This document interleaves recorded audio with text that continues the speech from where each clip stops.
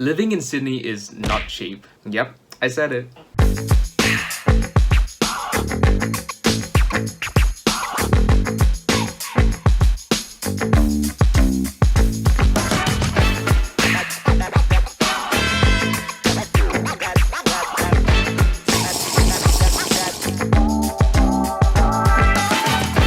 The average accommodation cost here can reach up to $2,400 per month. That is not including utility bills unless you happen to find an accommodation that actually include the utility costs into that average. This is just a few of my personal preference when I pick Sydney over other states or other countries. So the first one that I have to put right off the bat is because it is convenient.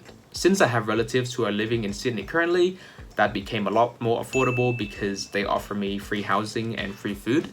I understand that a lot of the homestays that international students come overseas will have to pay up to $300 per week just for accommodation. If you do happen to live in a homestay here in Sydney, the cost can also be the same as the accommodation cost from living outside. But the reason why people live in homestay is because when they come over here as an international student, let's say if you are below 18 years old, you need a guardian. And that's when the homestay comes in and they will be taking care of you until you turn 18. When I came over to Australia, I was about to start year 10, and because I was under 18 back then, I would have to find a relative who are living in Australia that I can stay with, either that or choose the homestay. I don't remember exactly what my high school tuition cost here. It was about $18,000 per year just study in high schools. It would be different in Perth or Darwin because those places most definitely would offer cheaper tuition fees.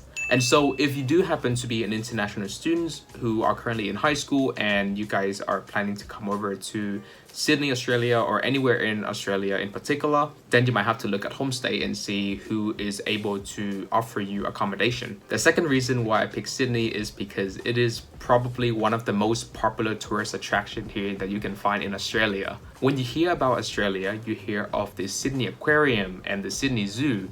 Not to say that any other states don't have their own aquarium and zoo, but the most notorious attraction that you will come up to here with is actually the Sydney Opera House. Sydney also have a lot of beaches because it is pretty much by next to the ocean. You have beaches like Bondi Beach, Manly Beach, Coogee Beach. They also have a lot of mountain ranges like the Blue Mountains, which include Katoomba and Wentworth Falls. I've been there a couple times with my friends and it was absolutely wonderful. So coming to Sydney, Australia feels like I'll be on vacation pretty much for the next 4 years. You don't feel bored because there are always new things to experience about the country and the culture. And yeah, you get to meet a lot of wonderful people over here, and I have personally made a lot of friends over the last 6 years since living here. Now, the third point that I want to mention is a bit of a downside on my part because when I first began researching about studying in Australia, it was due to the lack of my inexperiences about the country. When you're trying to study in Australia, most of the time you will hear of Sydney. I personally feel like the country has a lack of international promotion for other states. So people who are living outside of Australia actually haven't heard of cities like Perth, Adelaide, or even Darwin. Not to say that those states are less significant than Sydney, because I do personally believe that those states offer a lot more job opportunities because they are still a currently developing cities. And because Sydney is so widely known here in Australia in comparison to other states, when you hear of Sydney, you think of a big city with a ridiculous amount of culture. And because I was a city boy back in Vietnam, that is the reason why I picked a big city like Sydney. Now, the fourth point is also coming in hand a bit with the last point, where Sydney is still a currently developing city.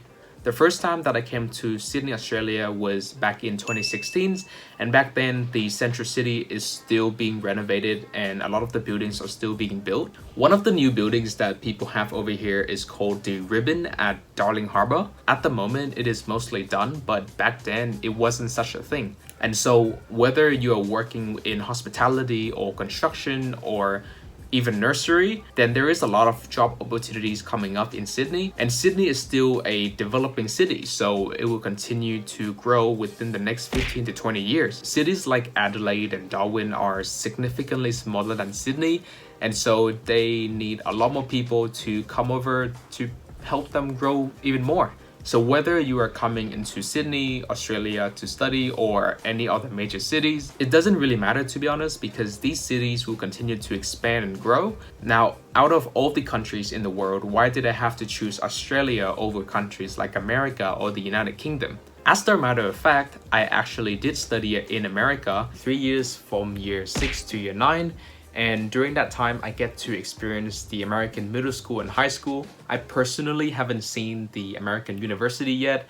I mean, I have been to the campus, but I haven't been to any of the lectures, so I don't really know how they carry out the lectures in America. But I do have a really close friend who is currently studying in Portland, Oregon, and she's been a really close friend of mine since year 7, and she have told me a lot about the American education system, so I do have a bit of information on what she provided and her experience. Now, Colorado is a wonderful place with a lot of wonderful people as well as the nature, and I really love Colorado because of the mountain range that they have. During my 3 years of living in America, I traveled to 6 other states, and it just doesn't feel the same as Colorado. The reason why I picked Colorado out of other states in America when I came over to study is because I have relatives who were living in Colorado at the time. But the reason why I came back to Vietnam and then changed to Australia is because America is just inherently too far away to travel. Over the 3 years that I was living in America, I actually have never traveled back to Vietnam even once. And that is because the traveling distance is just so far away. The amount of time that it takes for me to get from Colorado all the way to Vietnam is 20 something plus hours in comparison to Sydney, Australia, where it only took me 8 hours. How it worked is that because I was living in Colorado Springs at the state of Colorado, the airport is not an international airport, so it is only a local airport. So the plane that I take from Colorado Springs will have to go from Colorado to other international airports, and in my case, it was Dallas in Texas. And then from Dallas, it goes all the way to Tokyo, and then from Tokyo, it goes to Vietnam. 3 plane switches and over 24 hours of waiting in flights. It's just very exhausting, and it really put a toll on me. But I did experience a lot of wonderful things in Colorado, and I really do like the state. The next point is that the education system and the job system is a lot more laid back. The lectures over here seems a lot more chilled, and we have the option to skip lecture if we are too busy. I do know about the high school in America and the high school here in Australia. When you start the semester year in America, you start from August of 1 year and it goes to May the next year, and you have between 2.5 to 3 months of summer. But in Australia, it starts from late February all the way to the end of November. Every 10 weeks of school will give you a 2 weeks break. And so during that 10 weeks, it's gonna be 1 semester. There are a total of 4 semesters, so you'll be studying a total of 40 weeks. It is also should be noted that the weather here in Australia is different because from the month of November to February, it is the Australian summer, while in America, it is the American winter. Now let's talk about Europe, or in this case, let's use the United Kingdom as an example. When my family and I were doing research on where to study as an international student, we have no experience for Europe at all. And that is because we have no relatives who are living at Europe at the time. And plus, if I go over to Europe at the age of 14, it's gonna be really difficult for me because without any guardian and without any supervisions, only with the homestay, I did get a lot of help in Australia and as well as in America. So I really do appreciate for all my relatives who have helped me over the course of the years. And again, because Europe is so much further to travel to Vietnam in comparison to Australia. The amount of time it takes to travel from London to Ho Chi Minh City or from Ho Chi Minh City to London is about 15 hours and 5 minutes long, including a stopover. This is still significantly less than traveling from America to Vietnam, but you still have to switch between 2 different flights. And if I do happen to have some form of emergency in my family, then it would still be very difficult to get to them in time. So because Australia is such a multicultural and they have become so accepting of different cultures in the country, I felt like I didn't really miss Vietnam that much because we do have a large Vietnamese community here in Sydney. To be honest, it doesn't really feel the same because we don't have the street vendors or people who bargain to buy clothes on the street. Here, to be able to eat Vietnamese food, you have to go to a restaurant. But I do really feel appreciate of the country and the culture is that it allows me to be less reminiscent of Vietnam and allows me to still experience my culture while still living in another country. But of course, everyone is different and you guys are welcome to have any opinions about Sydney. But besides all of that, I'll see you in the next video. Bye!